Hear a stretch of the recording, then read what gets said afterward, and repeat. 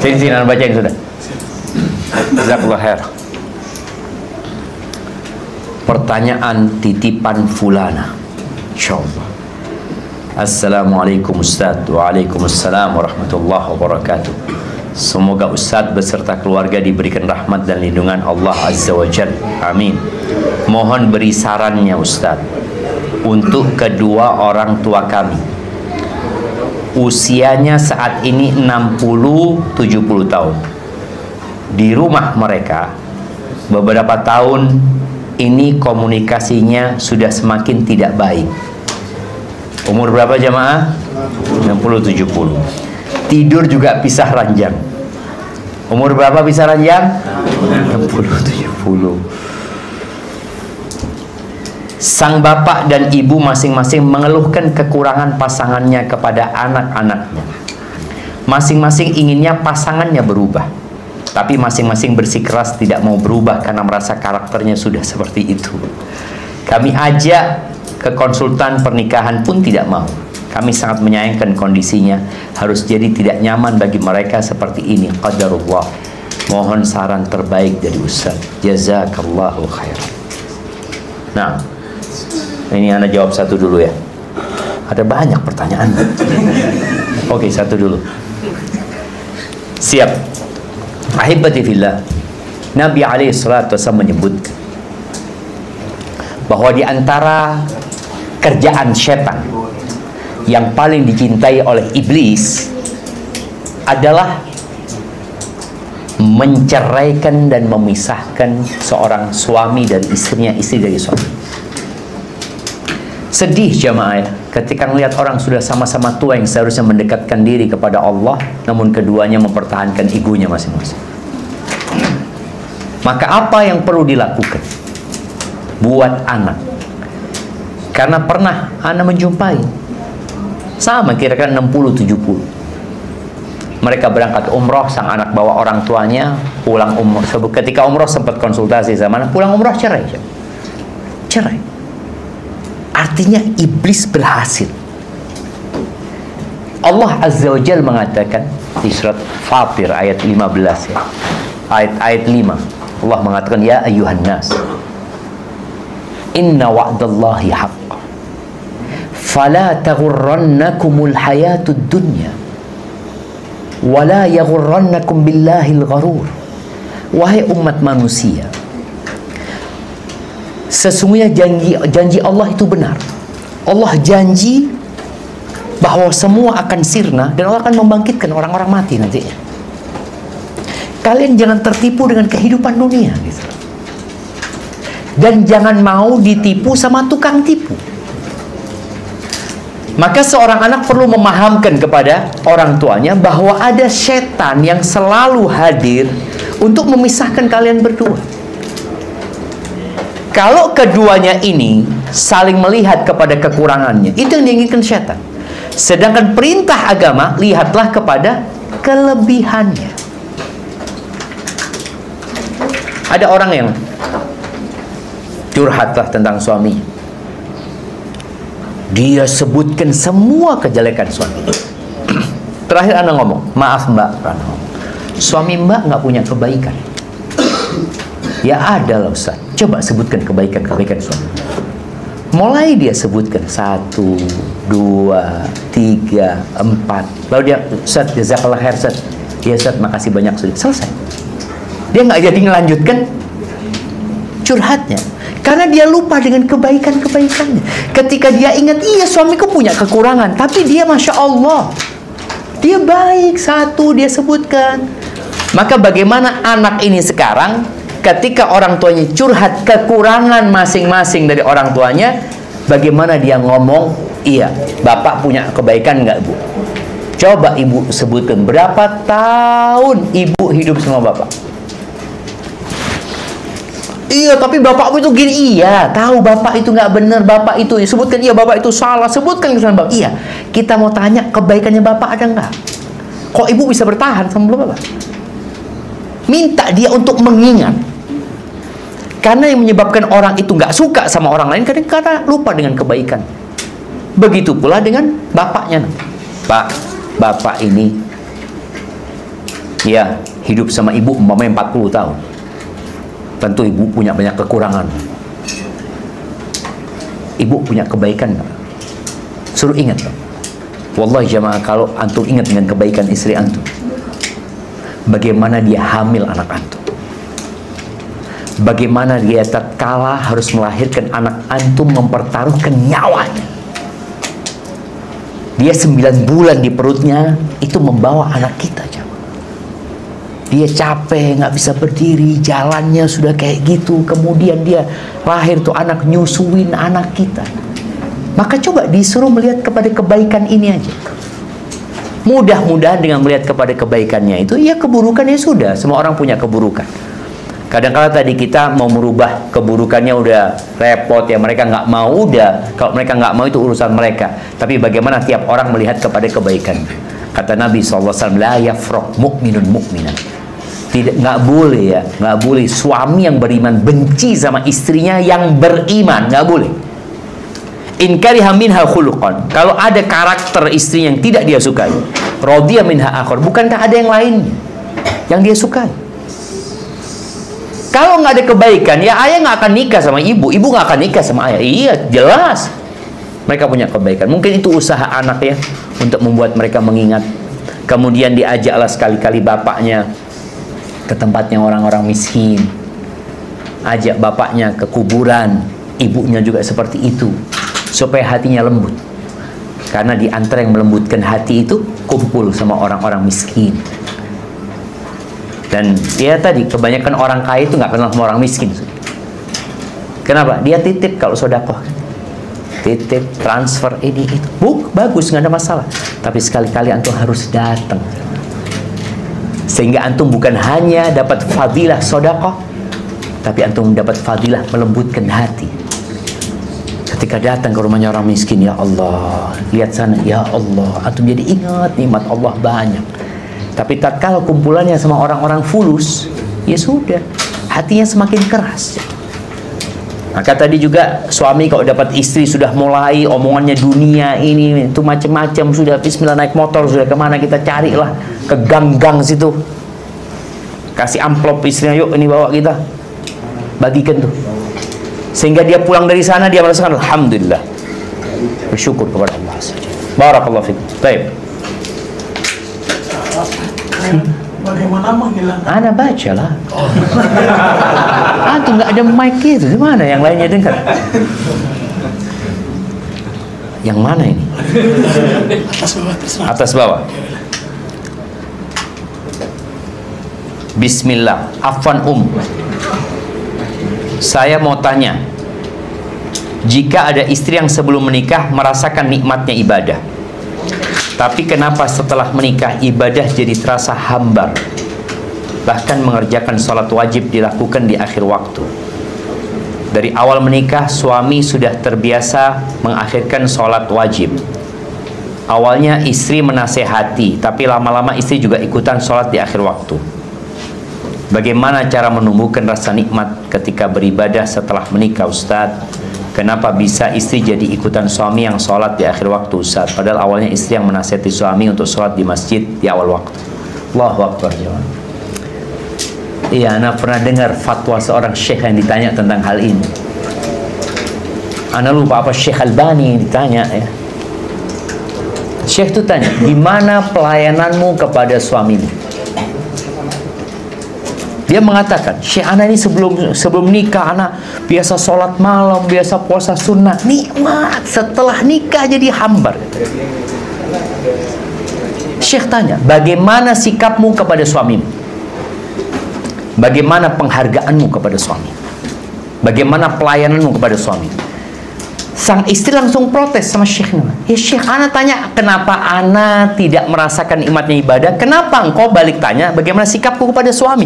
Apa hubungannya antara kelezatan ibadah dengan menghargai suami atau taat kepada suami?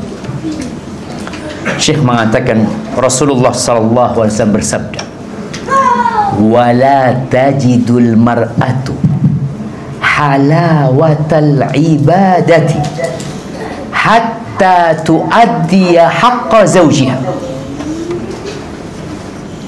seorang wanita, seorang istri tidak akan merasakan nikmatnya ibadah, lezatnya ibadah, manisnya ibadah sampai dia menunaikan hak-hak suaminya. Jadi ada hubungan yang erat. Kalau tadi perempuan tidak merasakan yang namanya nikmatnya ibadah, boleh jadi karena dia tidak berkhidmat kepada suami. Maka tolong para istri, kalau ingin merasakan nikmatnya ibadah, berikan pelayanan yang maksimal. Kenapa? Karena ketika engkau melayani suamimu, itu ibadah. Tapi gara-gara ibadah ini tidak dilaksanakan, engkau kehilangan nikmatnya ibadah. Bayangin ya, bagaimana Rasul SAW menceritakan malaikat turun tangan, bidadari turun tangan dalam urusan rumah tangga ini. Seperti hadis Nabi SAW, "Idza da'a ar-rajul imra'atahu ila firashihi fa'abat fabata ghadban la'anathu al-malaikatu hatta tusbih." Apabila seorang istri diajak sama suaminya ke ranjang, lalu istri ini enggan, nggak nurut, mungkin dia capek atau ada alasan lain ya, lalu suaminya marah, malam hari itu dia bermalam dalam kondisi marah, maka istri ini akan dilaknat malaikat sampai subuh. Karena kedamaian, kesejahteraan, keseimbangan dalam rumah tangga ini akan berdampak kepada yang lainnya. Maka malaikat turun tangan. Baik, bidadari pun marah. Kalau ada seorang istri yang menyakiti suaminya, apa kata bidadari? Qatalakillah. Bayangkan, bidadari mengatakan, semoga Allah membinasakanmu kepada istrinya. Innama huwa dakhilun alaiki yushiku an yufariqaki. Dia itu cuma singgah di tempatmu. Bentar lagi dia pisah sama engkau dan bergabung sama kita. Kita lihat coba. Jadi perempuan itu ya harus sadar. Ini bukan masalah, oh ini ya karena ustadznya laki-laki mengatakan itu. Loh enggak. Karena memang seperti ini Allah menciptakan kehidupan. Ana punya sepupu di Belanda. Dia ngomong, Belanda Ustaz nggak ada pemimpin di rumah tangga.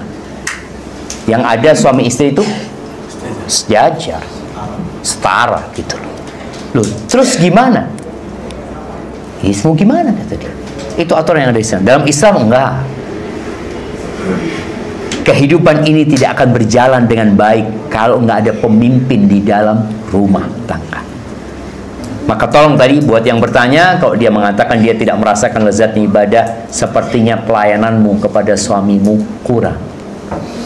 Perempuan itu nggak usah sholat qobliyah, nggak usah ba'diyah, nggak usah sholat malam, nggak usah sholat duha, nggak usah puasa Senin Kemis, nggak usah puasa Arafah.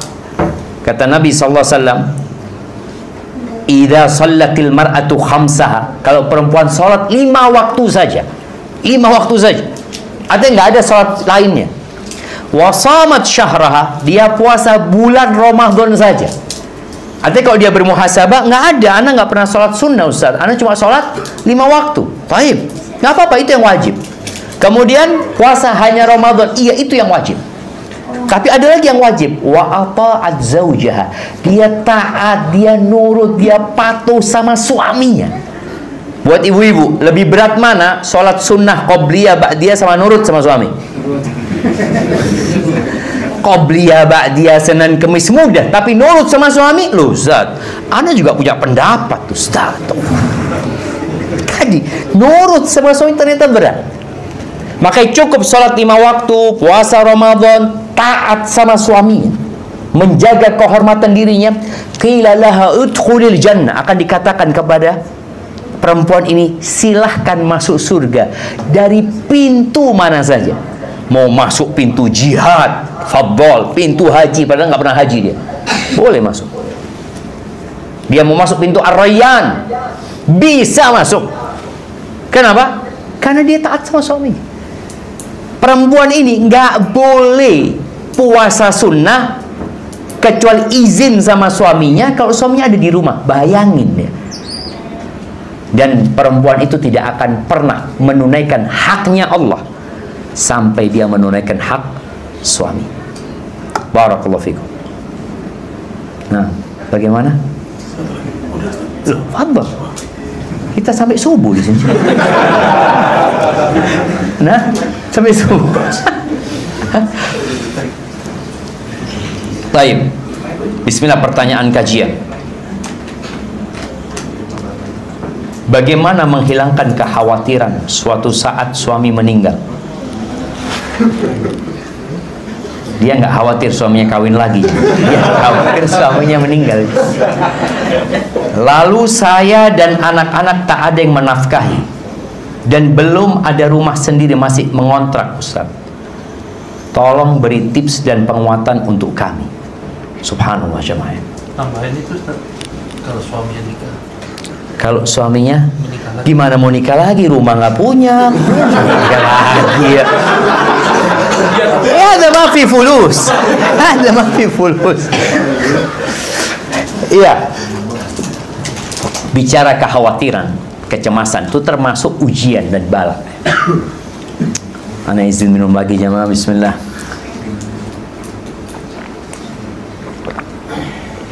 Alhamdulillah. Kata Allah Azza wa Jal, wala nabluwannakum bi syai'in minal khawfi wal ju' wa naqsin minal amwali wal anfusi wath thamarat wa basyiris sabirin. Kata Allah, kami benar-benar akan memberikan bala, ujian kepada kalian yang bentuknya khauf, kekhawatiran, ketakutan. Itu ujian ya. Takut di PHK ya. Takut dengan penyakit ya.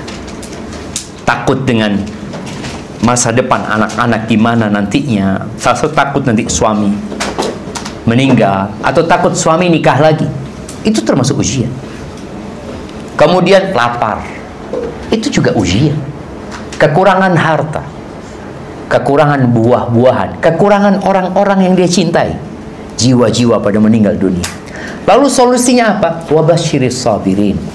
Berikan kabar gembira kepada orang-orang yang sabar. Sabar ini dimulai dengan iman. Makanya dikatakan manzilatus sabri minal iman. Kedudukan sabar dalam keimanan itu seperti kepala dalam jasad. Itu dalam ucapan Ali bin Abi Thalib radhiyallahu ta'ala. Jadi hidup ini semua butuh kesabaran. Maka kita harus meyakini bahwa takdir Allah sudah dicatat. Engkau mengatakan khawatir suamimu mati. Kenapa kau nggak khawatir engkau dulu yang mati? Enggak, suami anak mulai sakit-sakitan. Emangnya kematian itu ada hubungannya sama sakit? Nggak ada. Wallah nggak ada jemaah. Ada apa nggak ada? Nggak ada. Jadi jangan pikir orang kalau sakit mau mati gitu kan.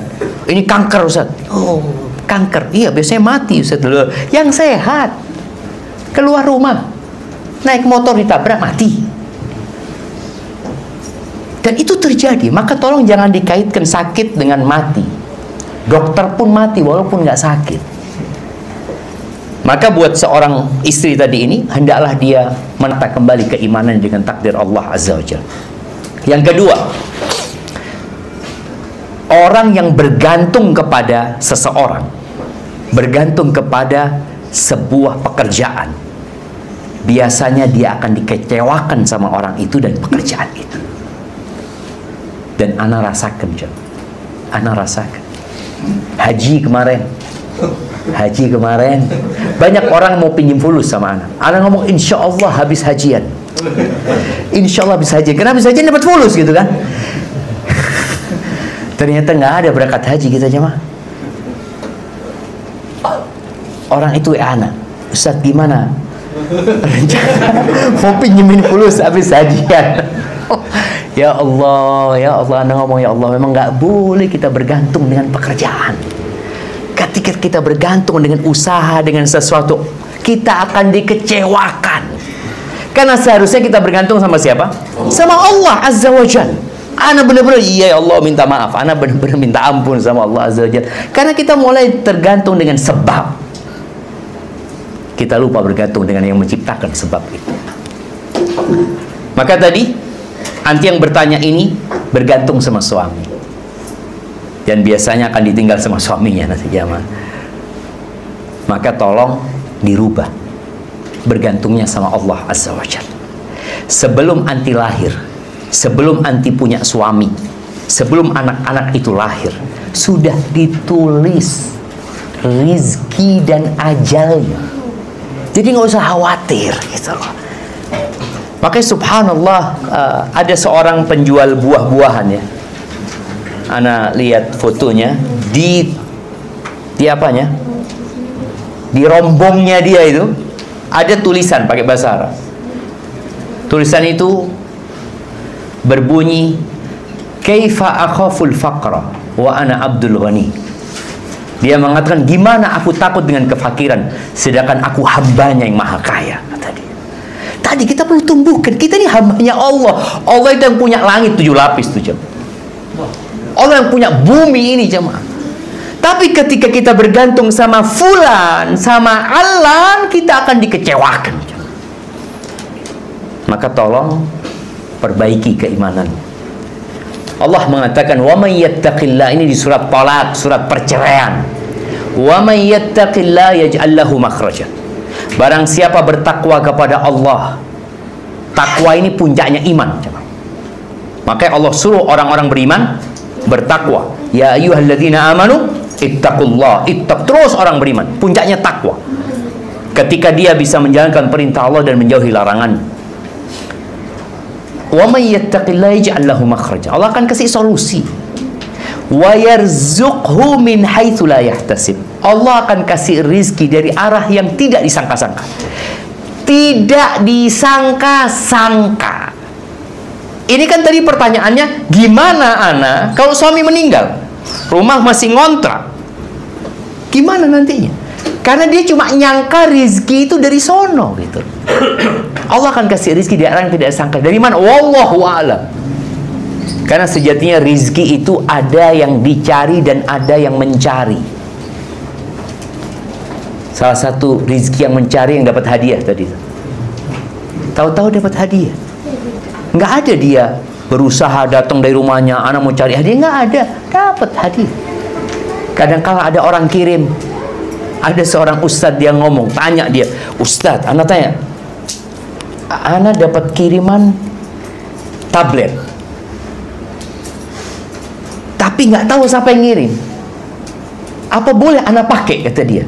Anak tanya, namanya siapa yang ada di paket itu? Ya namanya anak. Insya Allah hadiah lah buat antum. Karena kalau namanya orang lain ya lain lagi. Ini namanya antum, berarti dia mau kasih hadiah cuma dia nggak mau tahu gitu. Ya sudah rizki. Itu ada rizki dari arah yang tidak disangka-sangka. Dan di antara rizki yang paling besar adalah nikmat sehat. Sehat. Siapa yang mau? Suaminya mati dapat uang 1 triliun, tapi setahun kemudian stroke. Mau? 1 triliun jemaah. Buat apa kalau sudah stroke? Jalan nggak bisa, pakai kursi roda. Buat apa tuh duit jemaah? Maka nikmat sehat itu jauh lebih besar ya. Maka tadi bertakwalah kepada Allah. Allah akan kasih solusi, dan bertawakallah. Artinya percaya dan menggantungkan kepada Allah. Hanya Allah yang bisa bantu anti. Fulana nggak ada. Kalau nggak Allah yang menggerakkan hatinya, nggak akan bisa mereka bantu kita. Barakallahu fiik, itu yang dapat anda sampaikan. Kurang lebihnya mohon maaf. Yang benar dari Allah Azza wa Jal, yang salah dari diri anda pribadi, Allah dan Rasul yang terbebaskan dari kesalahan itu. Baik. Afwan Ustaz, ada titipan pertanyaan dari seorang ikhwan. Mudah-mudahan beliau hadir. Singkat cerita, istri beliau meninggal dan punya anak banyak. Beliau sedang bimbang dengan dua calon di depannya, sama-sama janda. Bisa dibungkus dua-duanya kan jamaah? Ada izin minum dulu jamaah. Bismillah. Kenapa harus galau gitu loh jamaah? Yang satu usia di atasnya 3 tahun, agamanya terlihat bagus, namun dari bahasa wajah terlihat seperti orang yang judes. Sedang yang satu lagi usia di bawahnya, namun dia belum kenal sunnah dan masih berbau saudara. Ikhwan tersebut sempat pengen nanya ke akhwat yang kedua ini, apakah mau jika dipinang nanti belajar agama serius? Mohon nasihatnya Ustaz untuk ikhwan tersebut. Jamaah, bagi duda yang bawa anak, ketika menikah hendaklah dia mempertimbangkan anak-anaknya. Dia akan titip anak kepada yang bukan ibu kandungnya. Ibu kandungnya saja kadangkala tidak perhatian bi anaknya.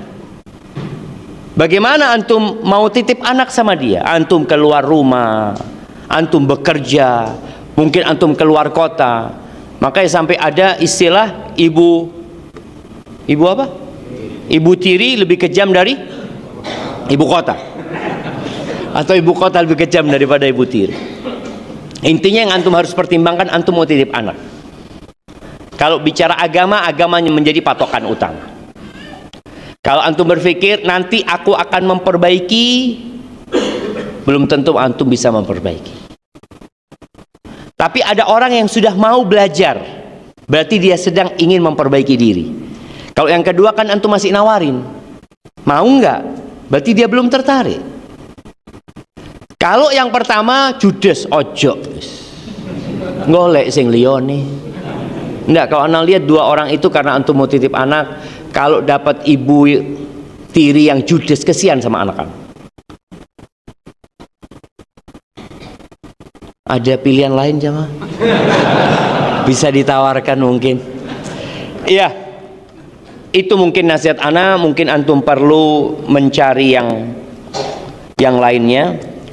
Nggak apa-apa. Subhanallah jamaah, ana ingat kemarin ada satu kawan kita menikah. Duda dia, punya anak 3. Dia menikah dengan yang hampir seumur sama dia. Dia 40-an umurnya. Tua perempuan itu. Bapaknya ngomong, nak, wis nikah sama itu, kata dia. Bapak cocok, kata dia. Dia sudah ngaji, masya Allah. Cuma umurnya tua. Karena mengko mau titip anak. Di sini nasihat anak para orang tua yang duda, ojo milih kesenengan nih. Karena dia mau titip anak dan ibu itu madrasah. Maka tolong tadi kalau yang judes kayaknya kurang direkomendasikan. Karena Nabi SAW mengatakan tazawwajul waludal wadud, nikahilah wanita yang subur dan penyayang. Jadi kalau sudah kelihatan, memang ada kelihatan nggak orang judes dari wajahnya jemaah? Kelihatan gitu. Tapi boleh jadi enggak, karena faktor lain ya, mungkin dia ketika di perut ibundanya, ibunya sering muring-muring, akhirnya anaknya kayak gitulah akhirnya gitu kan. Jadi tolong kalau memang keduanya belum pas, antum cari yang lainnya. Semoga Allah berikan yang terbaik dan terus berdoa memohon kepada Allah Azza wa Jalla. Ini ada pertanyaan. Ustaz, pertanyaan saya mengenai alam kubur ini, apa kita bisa ada doa khusus agar kita terhindar dari siksa alam kubur dan siksa api neraka, Ustaz? Terima kasih. Assalamualaikum. Waalaikumsalam warahmatullahi wabarakatuh. Iya jemaah, kalau bicara apa sih amalan atau doa agar kita terhindar dari azab kubur? Yang pertama adalah keimanan kita dengan adanya azab kubur itu sendiri. Karena keimanan ini yang akan mendorong kita untuk takut. Kemudian kita berdoa. Kalau bicara doa apa agar kita terhindar dari azab kubur, Rasulullah SAW mengajarkan sebuah doa yang dibaca sebelum salam. Karena memang setelah tasyahud akhir itu ada waktu yang mustajab. Beliau biasa membaca di situ mengatakan, Allahumma inni a'udzubika min adzabil qabr wa min adzabi jahannam wa min fitnatil mahya wal mamat wa min syarri fitnatil masih dajjal. Ya Allah, aku berlindung kepadamu dari azab kubur, dari azab jahannam, dari fitnah kehidupan dan kematian, dan dari fitnah al-masih dajjal. Kemudian doa yang dibaca Nabi SAW setiap pagi dan petang. Amsayna wa amsal mulku lillah walhamdulillah la ilaha illallah wahdahu la syarika lah lahul mulku wa lahul hamdu wa huwa ala kulli syai'in qadir. Allahumma inni as'aluka khaira ma fi hadhihi al-lailah wa khaira ma ba'daha wa a'udzu bika min syarri ma fi hadhihi al-lailah wa syarri ma ba'daha. Rabbi a'udzu bika minal kasali wa su'il kibar. Nih di akhir doa Nabi mengatakan, ya Allah, aku berlindung kepadamu, ya Rabbi, aku berlindung kepadamu dari malas dan dari umur tua. Rabbi a'udzu bika min adzabin finnar wa adzabil qabr. Ya Allah, aku berlindung kepadamu dari azab di neraka dan azab di kuburan. Itu doa yang dibaca Nabi SAW. Maka hendaklah kita berusaha untuk membacanya dengan penghayatan, bukan sekedar wirid kita baca itu tapi kita tidak menghayati doa tersebut. Kenapa? Karena kata Rasul sallallahu alaihi wasallam, la yastajibullah, Allah tidak mengabulkan doa dari hati yang lalai. Kemudian jamaah, buat kita nih yang punya orang tua sudah meninggal dunia, mereka yang sudah berada di alam kubur, apa yang harus kita lakukan? Mohonkan ampun buat mereka. Rasulullah SAW ketika mengubur sahabat, beliau berdiri di atas kuburan mengatakan kepada para sahabatnya, istaghfiru li akhikum, mintakan ampun buat saudara kalian. Wasalullah lahu tathbit, dan mintakan kepada Allah agar diteguhkan karena dia sedang ditanya. Itu proses ditanyanya oleh malaikat Munkar dan Nakir. Maka itu yang bisa kita amalkan, dan banyak amal-amal soleh lainnya jamaah, seperti membaca surat Tabarak ya, surat Al-Mulk dibaca tiap malam 30 ayat yang dalam hadis disebutkan bahwasanya akan menyelamatkan orang yang membacanya dari azab kubur. Hadza wallahu a'lam bissawab. Terima kasih banyak Pak Ustadz. Ibu Irma Ahmad. Terima kasih Ibu Evi. Assalamualaikum warahmatullahi wabarakatuh Ustadz. Waalaikumsalam warahmatullahi wabarakatuh. Saya Irma Ahmad dari Jerman Ustadz. Mau bertanya Ustadz, ya ini terkait mungkin tidak langsung ke alam kuburnya, tetapi kaitannya dengan dosa Ustadz. Jadi dari cerita tadi apa sahabat Nabi yang mengambil kain, padahal sebenarnya sebelumnya dia sudah berjihad atau memiliki dosa yang banyak, tapi hanya kesalahan yang mencuri kain itu dan menjadi penyebab dia juga disiksa. Nah, bagaimana caranya Ustadz dengan misalnya seseorang yang punya dosa banyak, tapi dia juga punya dosa kebaikan, amal-amal kebaikan, apakah di dalam kubur itu tidak bisa membantu untuk memberikan syafaat, maksudnya memberikan pertolongan di alam kubur Ustaz? Terima kasih Ustaz, begitu aja. Barakallahu fikum. Naam jamaah. Iya. Kalau kita bicara orang yang punya amal soleh dan dia punya dosa, bukankah nanti akan ada penimbangan? Iya, akan ada penimbangan nantinya. Di mana?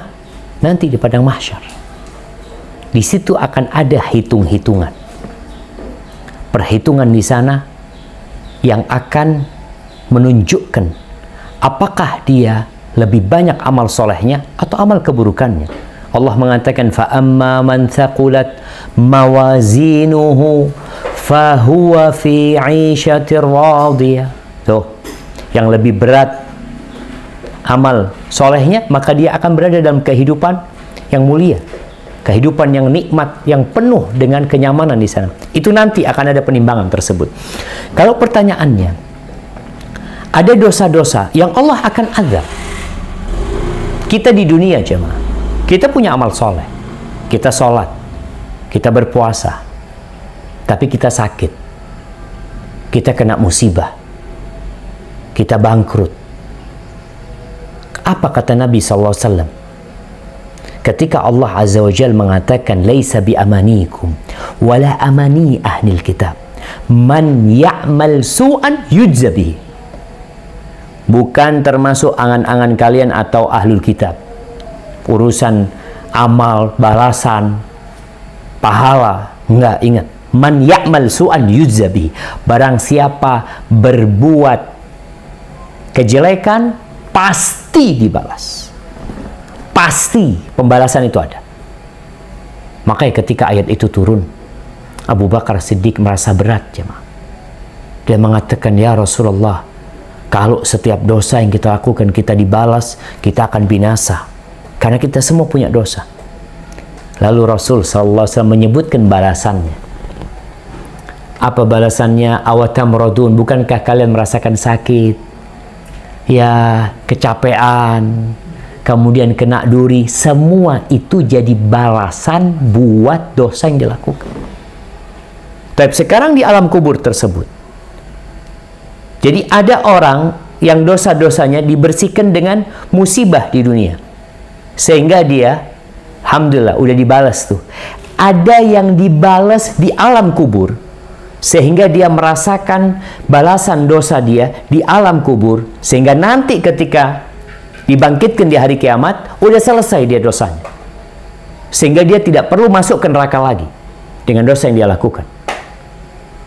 Itu jadi pembersih dosa dia. Ada yang dengan ahwalu al-qiyamah, dengan yang terjadi di padang mahsyar sendiri, menjadi penghapusan dia, sehingga ada orang yang dihapuskan dosanya ketika melewatin sirat, ketika dia terkena api ini itu, tapi dia akhirnya selamat. Itu jadi penghapusan dosa dia. Jadi kalau bicara kita punya amal soleh, pertama kita nggak tahu apa amal soleh kita sebanding dengan itu. Jangan-jangan kalau disuruh bayar itu habis amal soleh kita nanti masuk neraka. Maka kita lebih tahu dengan, Allah lebih tahu dengan yang baik buat kita. Sehingga orang yang mati syahid, ketika dia mati syahid, ikut berjihad, kemudian melakukan dosa, al-ghulul termasuk dosa besar, jamaah. Mengambil dari harta rampasan perang ini termasuk dosa besar. Dan kita tahu dia belum bertobat. Dan Nabi SAW menjelaskan bahwasanya itu yang dia ambil akan membakar diri dia. Adapun nanti di padang mahsyar akan ada penimbangan amal.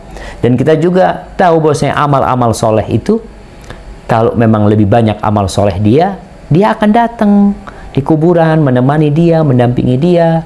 Dan bisa jadi juga setelah nih sahabat yang meninggal dunia dibakar dengan pakaian tersebut, kemudian sudah setimpal dengan yang dia lakukan, dia akan beristirahat dan merasakan kenikmatan. Tapi yang jelas, azab itu akan didapatkan ketika orang melakukan dosa. Allahu Akbar, ya. Benar jemaah. Kalau itu orang ikut perang sama Nabi SAW, gara-gara pakaian itu, ada yang gara-gara sandalnya yang dia ambil. Apalagi kita yang amalannya nggak seberapa, mereka tuh sahabat-sahabat Nabi yang ikut berperang bersama Rasulullah SAW. Na'udzubillahi minan nar. Barakallahu fikum.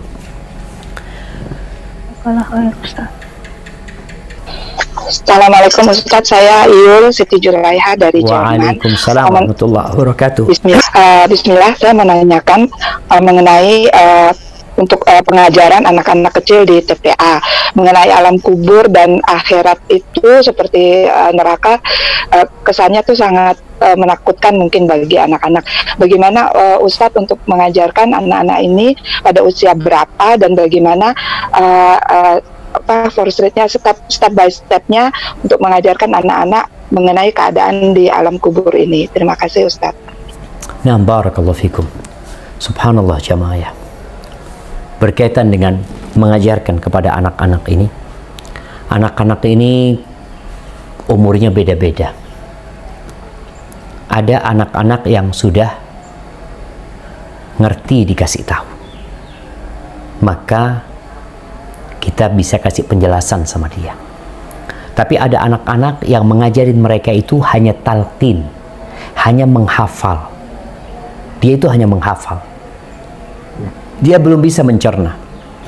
Seperti kita ajarin dia menjawab pertanyaan, man rabbuk? Allah. Man nabiyuk? Muhammad. Ma dinuk? Islam. Ini anak bisa menghafal, tapi dia belum bisa mencerna. Ketika dia sudah mulai dapat mencerna, memahami mana yang kanan, mana yang kiri, itu salah satu cara kita mengetahui dia sudah mumayyiz, udah faham tuh yang kanan sama yang kiri, mulai kita bisa kasih tahu dia. Ketika kita suruh dia beramal, mungkin dia bertanya, kenapa harus sholat? Kenapa harus berbuat baik sama orang? Kenapa harus berdoa? Kenapa baca bismillah? Disinilah kita sampaikan kepada dia. Yang pertama, bukan tentang nerakanya, tentang surganya, tapi tentang Allah Azza wa Jalla. Sehingga beriman kepada Allah dan hari akhir, dimulai beriman dengan Allah Subhanahu wa Ta'ala. Sampaikan ketika dia udah bisa faham tentang Allah yang menciptakan kita, ya ini itu. Kemudian kita sampaikan kepada dia tentang balasan. Karena anak-anak kecil itu malah mereka adalah kondisi manusia yang takut karena ancaman dan suka karena dapat hadiah. Itu anak-anak. Orang tua ketika ngasih tahu sama anaknya, nak, kau kerjakan tugasmu, nanti abah belikan sepeda. Gembira dia. Ketika diancam dia, kalau kau nggak selesai, abah nggak kasih hadiah. Uang saku 1 pekan nggak dikasih. Dia bisa memahami hal itu. Maka sekarang ketika berbicara tentang surga Allah Azza wa Jalla, sampaikan buat siapa surga ini? Ada apa di surga ini? Anda punya anak, subhanallah, dia umur 5 tahun ya. Apa sih senangnya anak-anak itu? Main mobil-mobilan ya. Dia cerita, abah, kalau Yusuf masuk surga, Yusuf kepingin mobil yang banyak sekali. Iya, seperti itu kenikmatan yang dia inginkan. Dan kita sampaikan, apa yang kau inginkan, kau akan dapatkan. Asalkan engkau melakukan ketaatan. Adab Allah kita sebutkan, menakutkan, iya menakutkan memang. Kita sampaikan kepada dia tentang orang yang berdusta umpamanya. Seperti ini, seperti itu. Namun orang tua, jangan hanya menakut-nakutin anaknya dengan neraka, tapi tidak menumbuhkan keimanan dia, sehingga dia lebih mengharap kepada Allah, selain dia juga takut dengan adab Allah Subhanahu wa Ta'ala. Mungkin seperti itu. Hadza wallahu a'lam bis-shawab. Jazakallah khair. Ustaz. Assalamualaikum Ustaz. Waalaikumsalam warahmatullahi wabarakatuh. Mau bertanya, bahasa apa yang akan digunakan di alam barzah atau nanti di akhirat nanti, karena kita kan sekian banyak manusia gitu. Itu aja bahasa untuk supaya semuanya paham gitu. Syukran. Barakallahu fikum. Iya jamaah, kalau ditanya bahasa apa yang digunakan, wallahu a'lam bishawab. Ada beberapa riwayat yang menyebutkan bahwasanya bahasa yang akan dipakai nanti adalah bahasa Arab. Di surga pun mereka akan berbahasa Arab. Tapi hadis-hadis yang menyebutkan dhaif, lemah hadis tersebut. Maka dikatakan wallahu a'lam bahasa apa yang akan dipakai nanti di sana. Mereka akan pakai satu bahasa, tadi mungkin dengan bahasa Arab, bahasa Al-Quran, bahasa yang dengannya Allah menurunkan kitab terakhir. Mungkin itu akan menjadi bahasa dan semua orang akan faham nantinya jamaah. Bahkan kita tahu kulit pun akan berbicara pada hari itu. Dan Allah itu dapat berbicara dengan segala sesuatu. Dan semua orang akan dikembalikan kepada yang masuk surga akan dalam umur sekitar 33 tahun. Tingginya akan situna dhira'.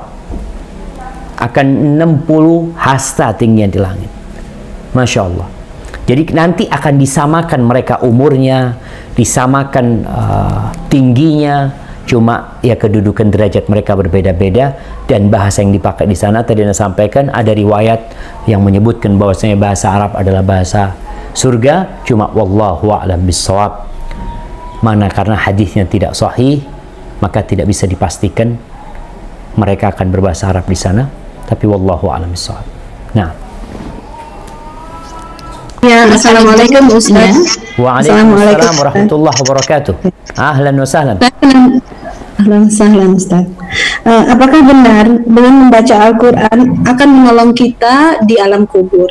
Saya pernah mendengar itu digambarkan dengan laki-laki tampan yang akan selalu menolong kita di alam kubur.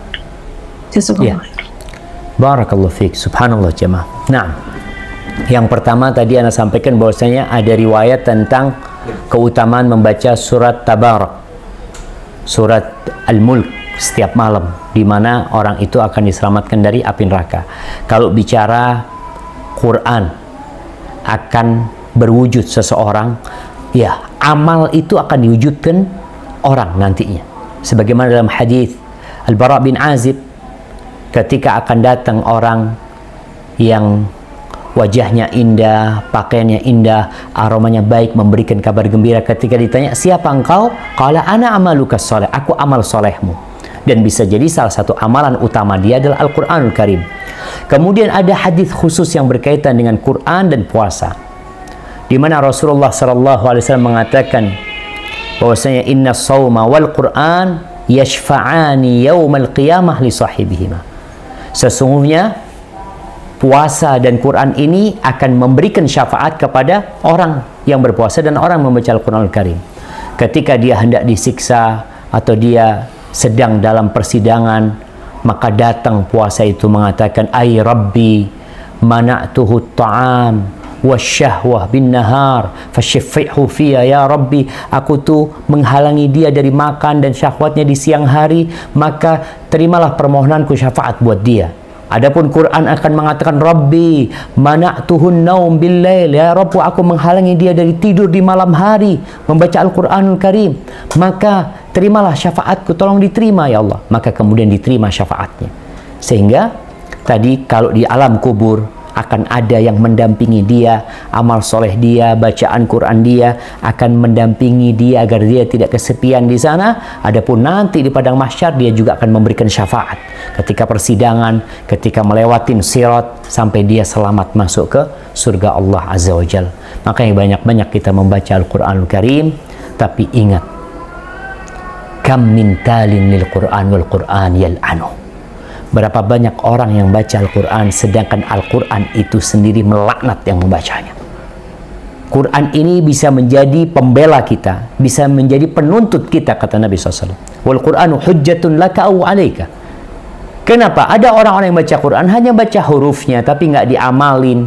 Berapa banyak larangan-larangan Allah yang dia baca tapi dia kerjakan.